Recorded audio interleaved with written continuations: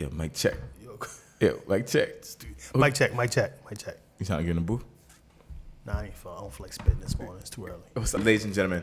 We're having friendly banter, man, because I know this guy personally. He's a friend of mine, and I'm proud to say you're a friend of mine, but I'm really proud of the things that you're doing. Welcome to the Boys and Girls Club of Delaware podcast.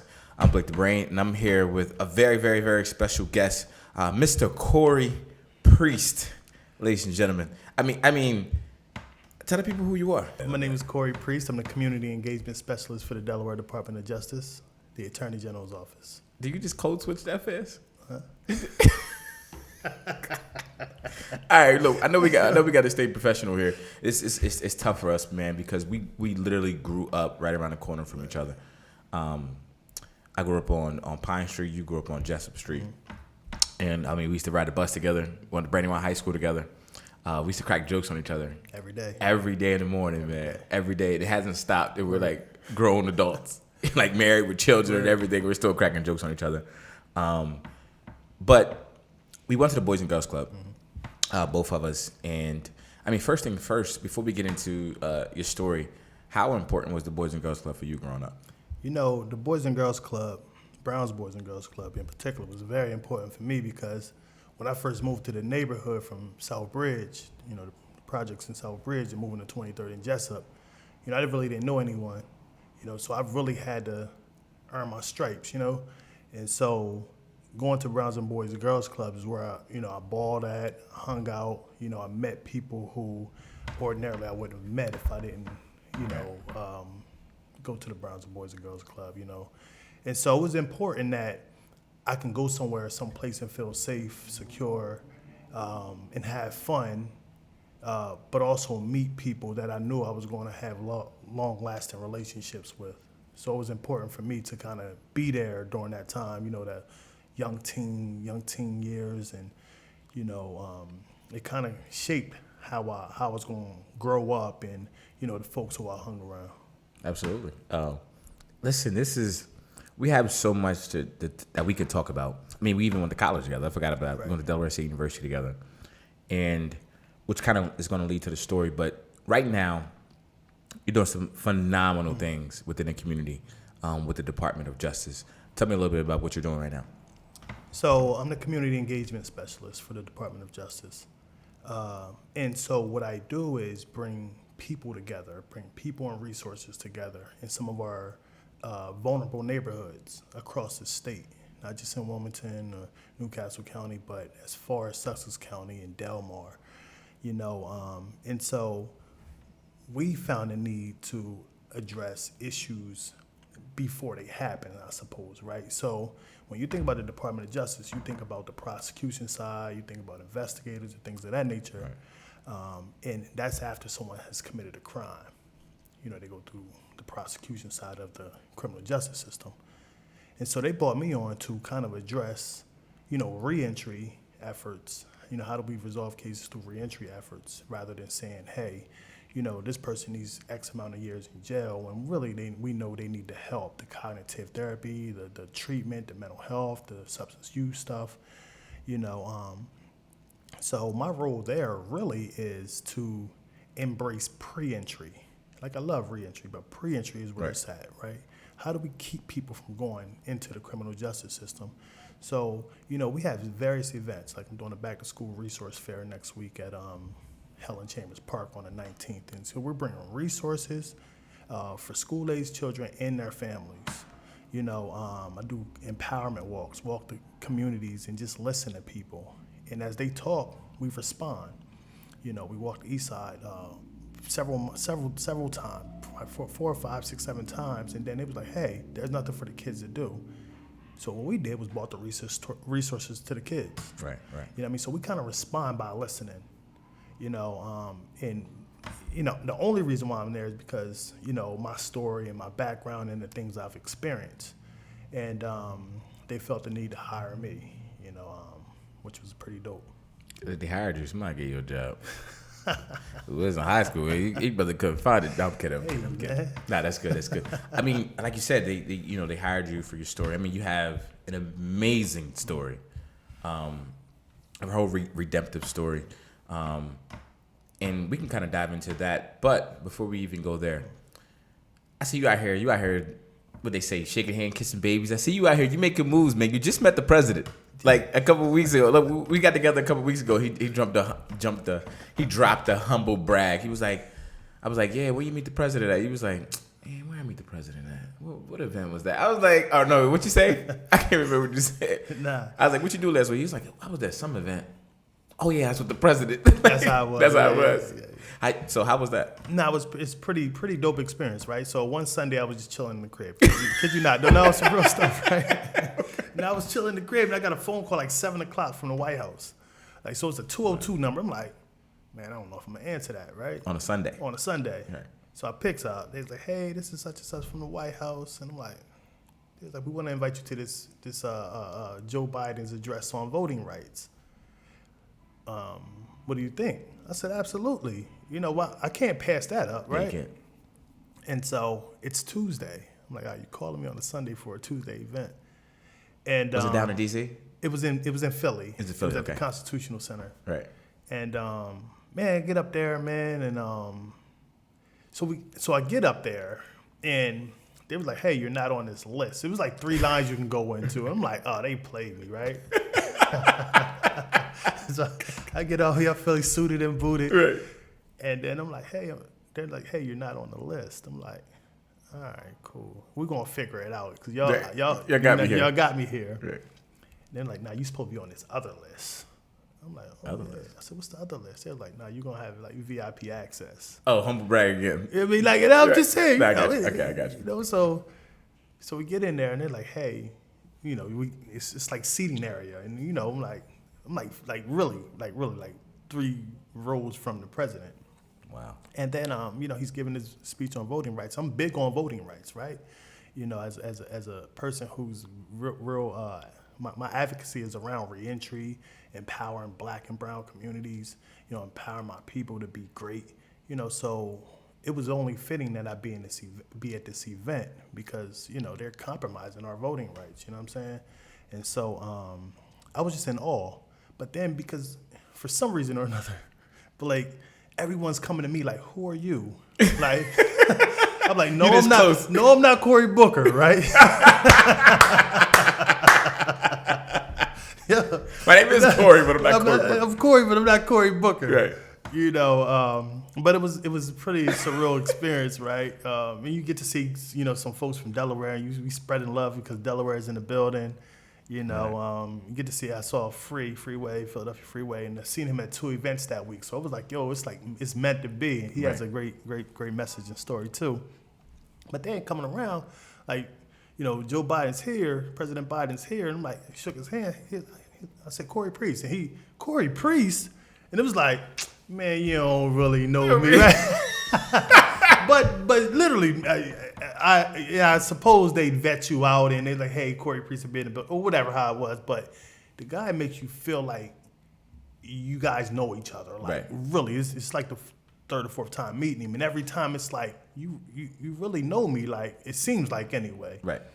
But it was a pretty dope experience to be there and to just listen to the message and spread the message that we can't have our voting rights compromised. We got to get out. Our Black people need to vote. You know, get registered to vote. You know, and you know, create that change there. Absolutely. So being that close, being in a room with those movers and shakers and the president, like you say, you're third row. Everybody kept asking you who you are. Who are you? You're Corie Booker. If y'all don't know, he's a politician. Yeah, he's a senator out of Newark, New Jersey. They thought he was going to run for president. I mean, y'all might have seen it. Corie Booker. You Corie Booker? That's still hilarious to me. Being in that situation, being in that room with these movers and shakers, like, did that inspire you to like want to keep going with the fight? Did it inspire you to try to go to the next level, wherever the next level would be for you? Yeah, it's definitely inspirational, right? Just coming from where I come from, like been home for 10 years, right, from incarceration, and even to be in that space, or even be asked to be in that space, is pretty phenomenal, you know. But it just brings it all back to perspective. Because when I was in jail, I told people I was going to be your advocacy. I was going to be the advocate for you guys. And, you know, when I came home, that's what I did. It was, you know, how do I empower people to be great? and me being in that space gives others the beacon of hope that they can do it too. I would have never thought I'd be in this role, right? Being asked to be a leader amongst my people. And, I take that, I don't take that lightly. I take that like I'm supposed to take it, and, and I do it with grace. Anybody else could be doing this stuff, man. But, I feel as though it's my calling. I feel as though there's a lot more left to do. And I feel as though there are a lot more people who can walk these paths, you know what I mean? And how do I be the beacon of hope for them? How do I grab my coattail and we ride this wave together, Yeah. I think our young youth need to see people in this space like me, like somebody aspire to be that's not a basketball player or entertainer or a musician, that can feed my family through advocacy and empowering others. You know what I mean? Like, really, if I didn't go to jail, I don't know where I would be. And speaking of that, the going to jail aspect, I was going to lead into that. But my fault. So if nobody didn't know that you went to jail, they'd be like, oh, what happened? Let's go back there. I mean, like you said, you've been out for 10 years. You went to jail. We was going to kind of go into that. Tell us a little bit about just that situation, because like I said, we grew up together. We were friends, and when I found out, I was like, Corie, what? Corie in jail? Like I didn't see, I didn't see you as a person that would go to jail. Now, granted, anybody can go to jail for anything. You know what I mean? And we don't know people's situations, right, etc. And when I was like, what?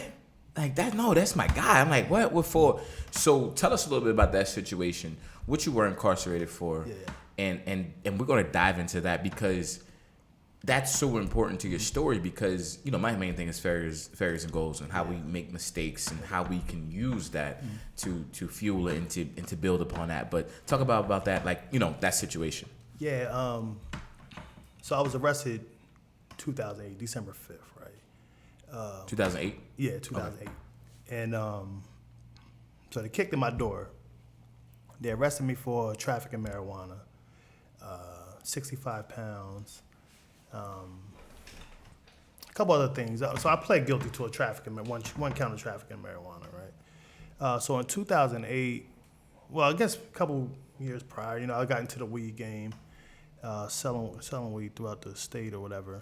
What made you? Now this is fresh off of your degree. Did you finish Del State? I didn't finish Del State though, so it wasn't fresh off my degree. I actually left Del State in about 2006 and started working at the post office. Gotcha. And it was crazy. It was a crazy opportunity. I'm gonna just call it an opportunity that, I've never smoked weed though, which is crazy. That's what I'm saying. I was like, what? I've never smoked weed. It wasn't my thing, So it was not. Hey, I have some pounds of weed. Can you get it off? You don't have to give me no money today. I was like, oh yeah, I know everybody. Right. You know what I mean? Right. And so that's how I led. Like 5 pounds led to 10 led to 20, and it was moving. The thing about it though, it was a point in time I was like, man, I gotta get out of this. Right. Because I can't, it was getting too big, right? Did you feel like the intuition? Oh like yeah, absolutely. Spider senses was there. Like they coming to get me soon. That's how I felt. And I felt that for like the 2 weeks prior to getting booked. I just felt it. It was like, they coming. I just don't know when. I don't know where. They coming though. And December 5th, I was preparing to go to the Poconos. I can remember the day. I heard them just coming up the steps. I said, they're here. Yeah. They're here. And looked over the balcony because I was going to jump off the second floor balcony and just gun it. But it was a bunch of police down there. And I was like, I can't even run. I said, I can't even run. So I just surrendered, right? I just got on the ground, heard him hit the door once, and I was like, I'm going to just get on the ground because I know they're coming in with the keys and all that. Yeah. And, that was a transformation. I was like, all right, what am I going to do now? And I know I'm going to jail because my mentality was if I get caught with this, I'm going to get this amount of years. And I'm cool with that. That was a crazy mentality to think. But I was cool with the 2 years I felt as though. Because you was making money, you was like. It was the risk. I was okay with the risk. Right. You know what I mean? If that's the sick thinking, right? Yeah. I was okay with the risk. And so Come closer to the mic, by the way. And so I pled guilty to one count of trafficking. They actually charged me with 2 counts and some weapons in the house and all that. And so I just pled guilty. I knew I wasn't no loopholes I can get around and none of that stuff. And I was like, all right, I'm all right with the deuce. And but they offered me a plea for 30 months. I'm like, wow, 30 months? Why you guys are giving me 6 months past the minimum mandatory? Minimum mandatory is a statute for certain charges that you have to spend that amount of time in jail without good time or any of that. So that's a minimum mandatory of 2 years. And that was a trafficking charge at the time. And so, I get to court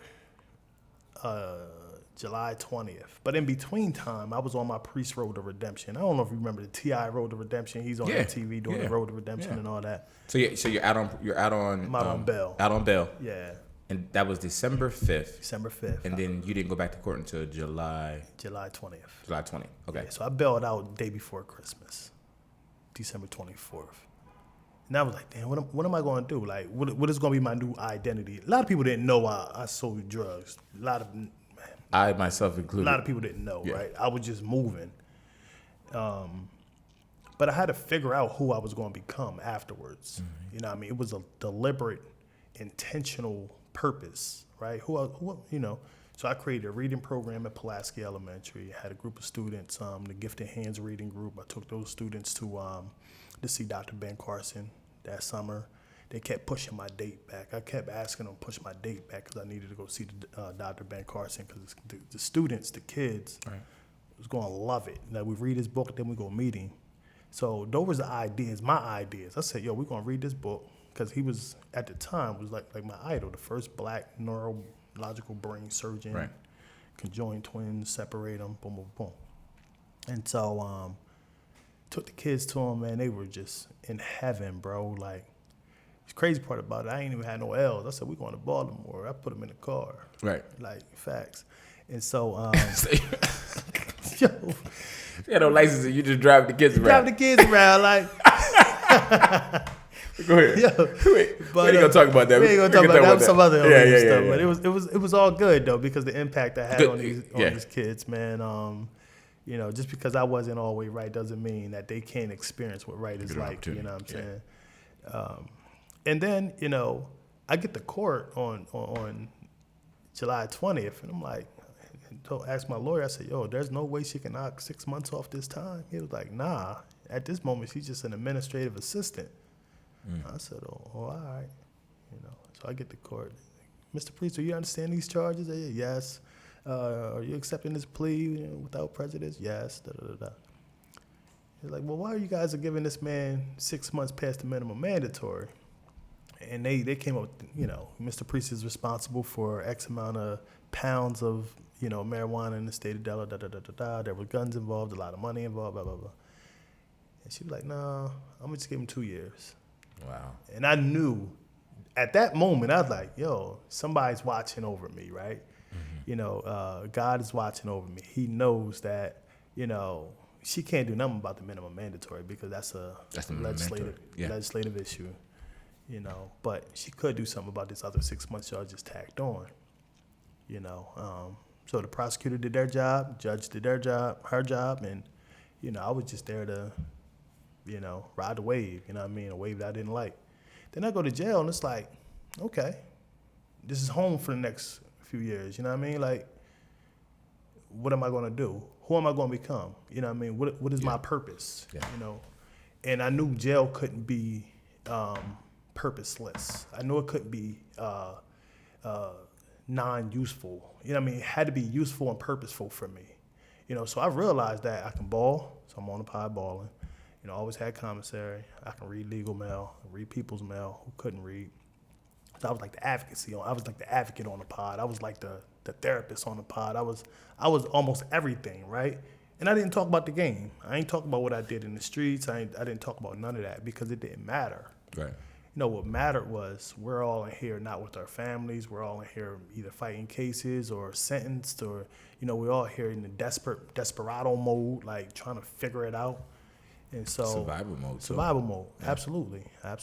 Definitely survival mode. And that's where I was like, you know what? I'm gonna make it real purposeful. Not for me, because it's gonna be therapeutic for me anyway. But how do I be that beacon? How do I be that hope that people can come home and be successful? How do I, put myself in position, to be their voice? You know what I mean? And that's what I did. I was like, all right, I'm here. So jail is like a small city. You know what I mean? Jail is a microcosm of what a community would look like. You got your different sides of town. You got people who clicked up and linked up. You got your store. You got your jobs. You got all that stuff there. Right. So I was like, I want the best jobs.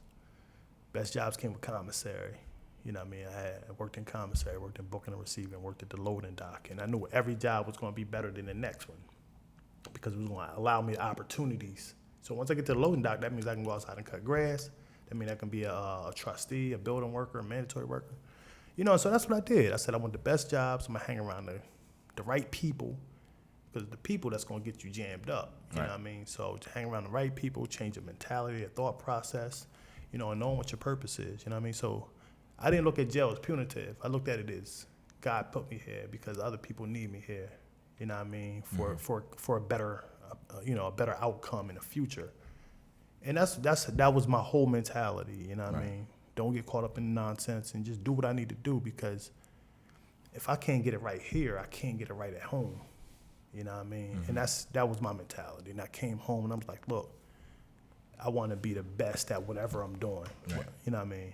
And so I don't look at jail I don't look at it as something punitive in my life. I looked at it as a necessary evil, and I feel you on that because I always say that, sometimes in life, things are happening for you, not to you. Mm-hmm. You know what I mean? And I listened to this one podcast and it was talking about, they said this person described heaven as a bunch of people walking around saying, oh, that's why that happened. Oh, that's why that happened. Like you said, I mean, oh my gosh. I mean, we can dive into just so much. Even going back to the intuition, I always talk about people with the intuition. I always say God is always talking to you. You just got to be able to hear it. And I have learned that when you feel like you're supposed to do something, like even if you don't do it at first, if it keeps ringing up in your intuition, like something's about to go, about to happen, and you better do it. It happens all the time. You know what I'm saying? You'd be like, man, I need to go move my car. Right. I know I'm going to get a ticket. You look out, you don't get a ticket. I know I need to move my car. I know I'm about to get a ticket. You don't get a ticket. I know I need to move. Got a ticket. You know what I mean? Yeah. Or, plenty of situations. Yeah. But, I love your rise. Redemption. I always think about, like, Jamie Foxx and his redemption. But like you said, so much was going on while you was probably there. So many thought processes. I know we ain't gonna be able to dive into that today because we probably want to do a part 2. But when you got out, you took off basically. Mm-hmm. Really quickly, tell me about how when you got out, because I ended up doing his wedding. Did you meet your wife beforehand? Yeah, I met my wife in 2005. 2005, she stuck with you. Yeah, stuck with you. Came on out. Yeah. You know what I mean? You guys got married. You got a baby on. You have a son. Mm-hmm. And you have another baby on the way. Yep. In September. Yeah. Congratulations, brother. You start your family. You get it going. Yeah. Talk about when you got out. How you? I don't even know how you even want to describe it. Like your career, how you kind of winded up into that, becoming the voice of re-entry and what you built over there on Jessup Street. Talk really quick. Tell me about that. So when I came home, like I said, I knew who I was going to become when I came home, right? I was the guy on the pod. Like people just came to me for information and all that stuff, So I knew I was coming home to be a helper, and so I didn't know what kind of helper. I was my wife's a LCSW social worker, and I was like, hey, we can create this husband and wife agency. That was my plan. That wasn't her plan. Right. So she was like, oh, I'm cool. I ain't doing that. So I was like, all right. She said, hold up. She stopped the brakes on that joint. Real quick. That was cool. And so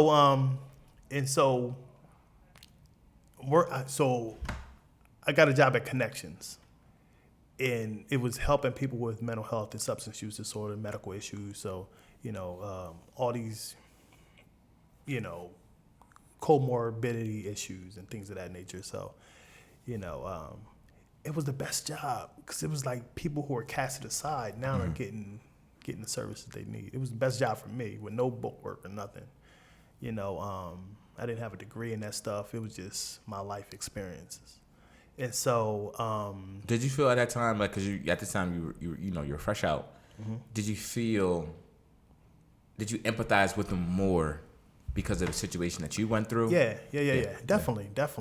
It was, non-judgmental. It was almost like the situation I just left, because they're in a housing unit. They're in a residential unit that they can't just go home. Like, Right. I couldn't just go home when I was in jail. They can't just go home, and they need really the supports and services that are afforded to them, and I was there to be that for them, so it was a pretty dope experience, bro. And because when I was in the program, they wouldn't allow me to go to Connection. That's a whole nother story. They wouldn't allow me to go to that agency, and I kind of forced them to allow me to go, and I came back with a job, so I was grateful for that opportunity, and it was.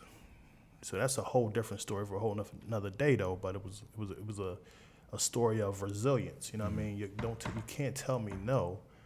And then reentry came calling. I surrounded myself around great people, like people that was going to see me through and help me succeed. And so when reentry came calling, I was like, oh, this is right up my alley. Never knew. They wasn't talking about reentry back in the day like that. Right. And they was like, yo, I need you to be a peer. Can you be a peer in reentry? They need to see somebody that's doing it, And there's levels to peerism, and I was just starting out, So it was allowing me not to even go back to the game, because I can't live this contradictory life. I can't live a contradictory work life or a contradictory home life, you know what I'm saying? And so the peer stuff was like, wow. Y'all allow me to go back into the jails to do this work. You know what I mean? They, like, when I went back into the jails to start doing groups called Getting Motivated to Change and the Inner Circle, and I'm just talking to guys that look like me, act like me, know where I came from. I know where they came from. I might know them, their brother, their sister, or whomever, and they can't pull the wool over my eyes. And so I used to always keep it 100 with them, because that's what they need. They need somebody to hold them accountable to the message. Like, I would ask somebody, like, yo, what do you want to do when you come home, man? I just want to make money. I'm like, oh, yeah, that means you just want to sell drugs. Right. Yo, priest, why you say that? Because you'll do anything for money. Yeah. You know what I mean? Like, you'll do anything. If that's all you want to do is just come home and make money, you'll do anything for it. Yeah. Tell me what you're passionate about. And so when I'm talking to them on a gut level, on a gut level basis, they respect it more. You know what I mean? And so when reentry came calling, bro, I just knew I was going to flourish. I just knew, because a lot of people who I was around at the time couldn't get those stories, couldn't hear those voices, because they wasn't credible enough. You know what I mean? They was higher up on the level. And now it's like, wow, Corie, I need to hear stories of reentrance. I need to hear stories of people coming home. And they would come to me for those stories. And several others in the community, but I was doing that work at the Achievement Center. Reentry was calling you. Yeah, so reentry was calling in, and doing that work there, it gave me credibility, right? That the folks over in these facilities, Howard R. Young, James T. Vaughn, Sussex, Plummer Center, Women's Treatment Center, WCI, you don't know who's watching you, bro. Like, everybody's watching, and everybody wants that opportunity. Because they don't come that often before. So after you get that felony and the 1 or 2 or the 3 and the 4, and you in and out, people kind of cast you aside, and they knew that, I wasn't going to be the one that's going to cast them aside, because we need that second, third, fourth chance. You know what I mean? Especially with what's going on in our communities and families, and the systemic stuff that goes on, the structural racism and all that stuff. When we start talking about it and exposing it a lot, people start understanding it a little bit more, and so being credible in reentry only means being credible in other places like Legislative Hall, or, when agencies like the ACLU or Delaware Center for Justice, or, some of these agencies are wanting to advocate for policy change and changing the laws. They call on certain people. And I felt as though it was an honor for them to call on me, because I was putting in the work. You can put in the work and do the work, but when other people start recognizing your role in this space, and they start calling upon you for, your voice, That was pretty dope. You know what I mean? I Yeah. knew I was going to play. I was going somewhere with it. You know, then Governor Markell called and said, hey, can you introduce me at a bill? Like, that was in 2015, I believe. 2014. So I'm smiling, cheesing in the front page of the paper with my license because I can, you know, you can't suspend license for a crime that didn't consist of a motor vehicle. You know, so that was pretty dope. They suspended my license for 3 years for my charge. So I came home without a license. Right. You know, thought it was unfair. It's very unfair, but that was the law. Now it's changed, Right. you know. And so fast forward now today, working at the AG's office, like, you know, it's the first time in the country, and I'm gonna own it, that the same people that prosecuted me now I work for and work with. You know what I mean? Like, that's pretty dope and pretty deep, right? Because now they get to hear my perspective and story, and you know that everybody that comes home from jail is not, you know, not criminal or not habitual criminal or always going to be criminal or scum of the earth or whatever adjective they want to put on us or label they want to put on us. Right.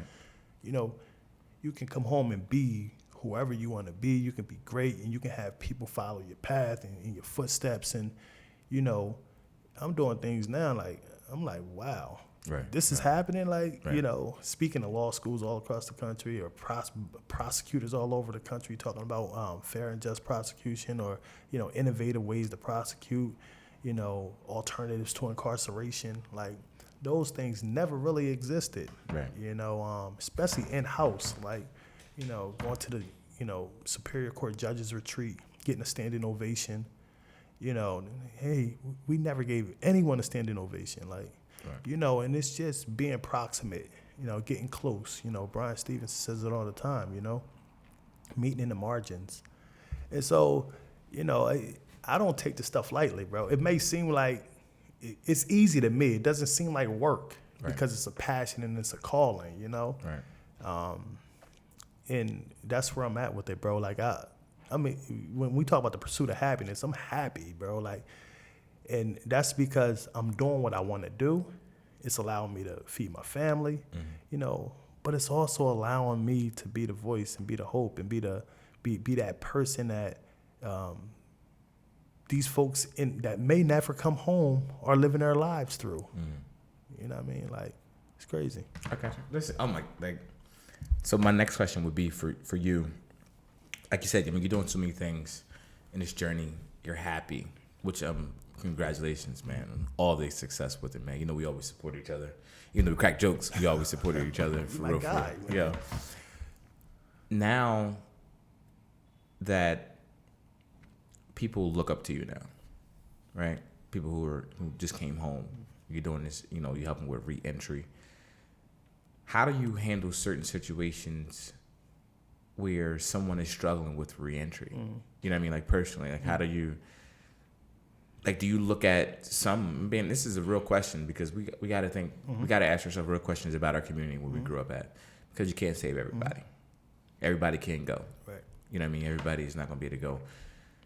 How do you handle certain situations where someone might not be able to change? And how do you know who can change? Do you know that? Like, can you feel it? Like, you know, sometimes when you see like a little kid in middle school or like elementary school, and we're not judging, but we fall into categories. You know what I mean? You can be like, oh, I can see this kid's gonna be amazing, or I can see this kid might be a little troublemaker. Like, when you can have some people who come out from re-entry, like, do you see those things, and how do you handle them? Yeah, so I try not to be judgmental, right? But you see some telltale signs, right?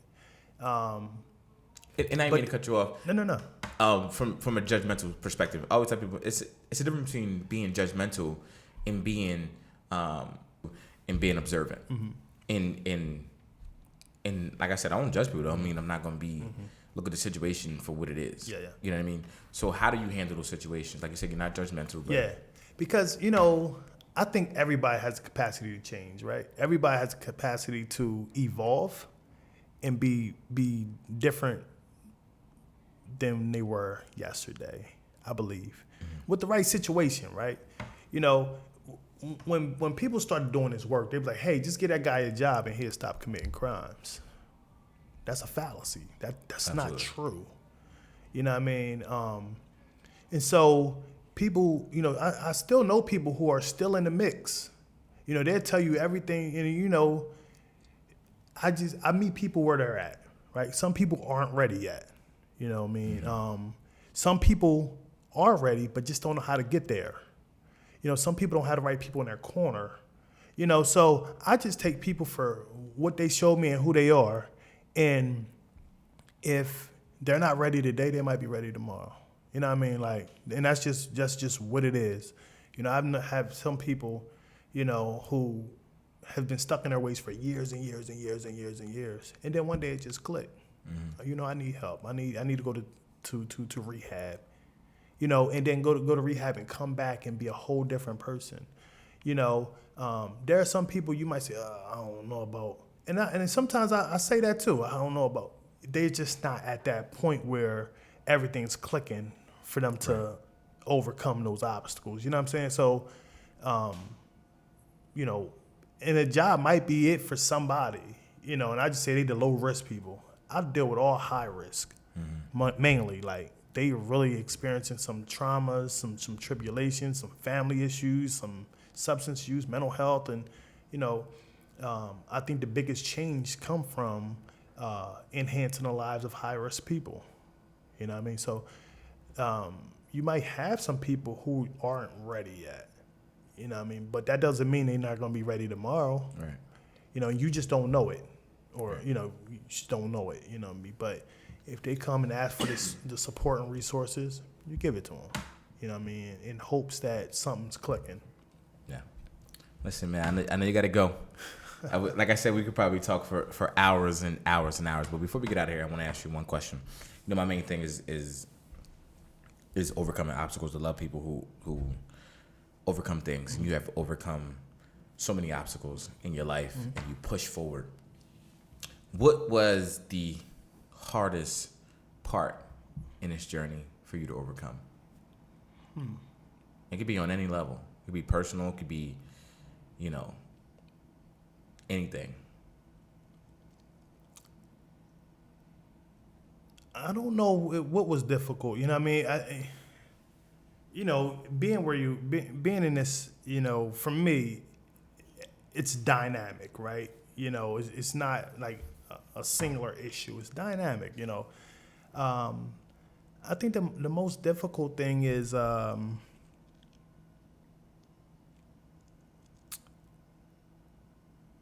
not settling. You know what I mean? Not settling. Sometimes you want to be complacent where you are and because it's comfortable, or, how do I reach a different height, and who's coming, who's going to be my supporters, who's going to be there. Like, I have a lot of great people on my team. I'm not sure if I met the greatest person yet. You know what I mean? I try to go about my life every day wanting to meet somebody different, new.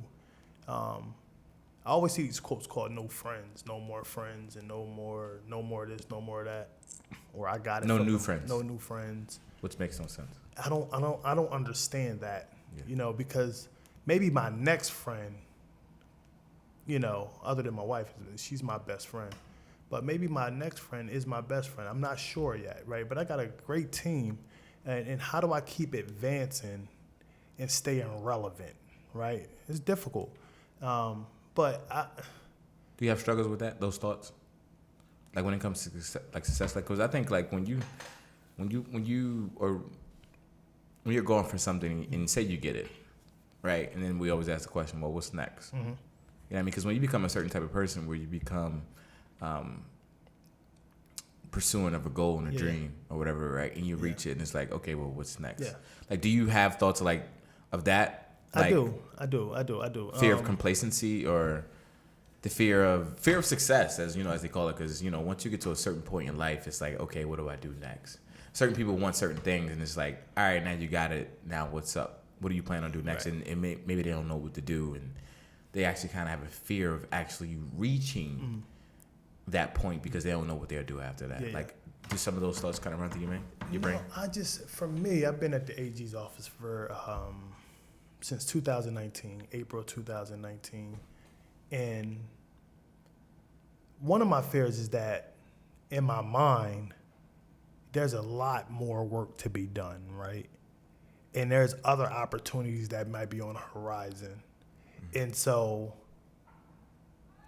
I don't know who can replace me at work, to be honest. Humble brag. No, to be honest, bro. Nah, I'm with you. It takes a special person to be there. You know, I'm credible everywhere. In the streets, at work, any board meeting I'm at, any committee I'm on. You know, you have to be credible to be respected. On both sides. On both sides. From you know what the I mean? streets. Yeah. And from, Right. outside. And so my fear is that is the work ever going to get done there? I want to change the culture of prosecutions, you know what I mean, of the criminal justice system. But I need more people like me there too.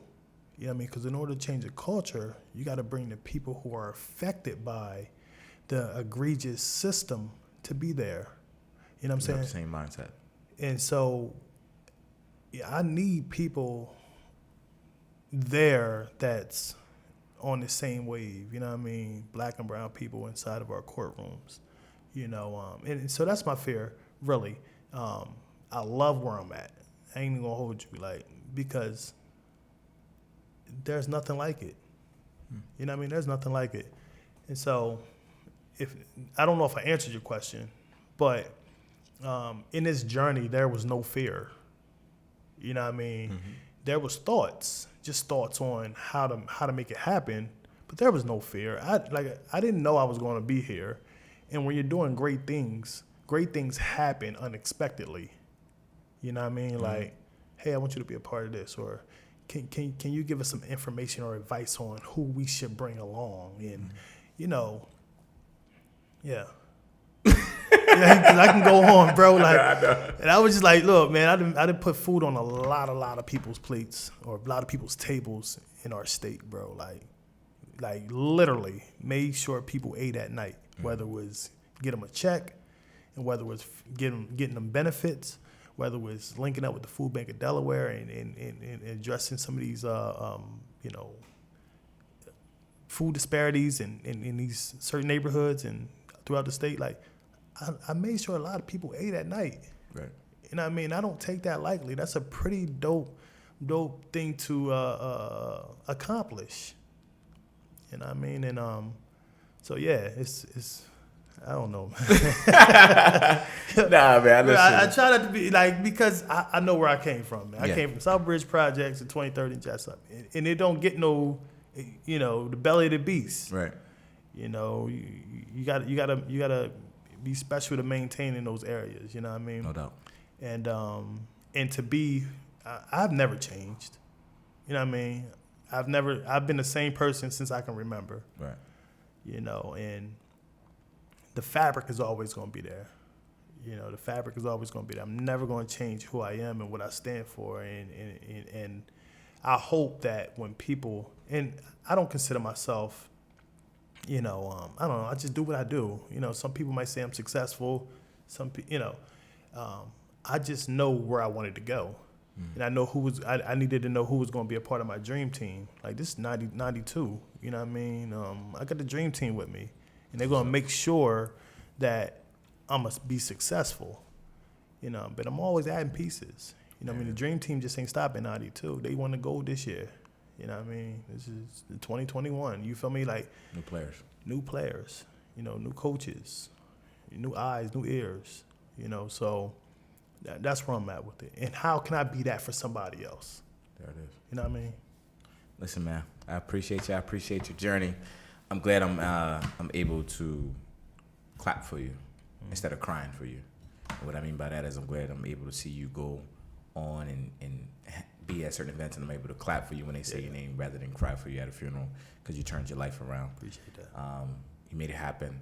Ladies and gentlemen, Corie Priest, the redemptive, I don't know what you want to call it. Whatever you want to call it. No, but I got a quote though, right? Go ahead. And I wanted to say this on, if what you went through in life doesn't give you the capacity to change the world in extraordinary ways, you haven't found your purpose yet. You have to overcome. You have to be resilient. You have to be determined. You have to be strong. You have to be laser focused on the change you want to see happen, not just in your life, but in others. You know what I mean? Like, and that's one of my quotes. If what you went through in life doesn't give you the capacity to change the world in extraordinary ways, you haven't found your purpose yet. Find your purpose. Listen, man, I'm glad you found your purpose, man. Ladies and gentlemen, this has been the Boys and Girls Club podcast. Corie Priest has been our guest. I appreciate you guys, and we're signing off. He got to go back to work. He got to go save some people. Go save him, brother. Appreciate you guys. All right. That's good, man.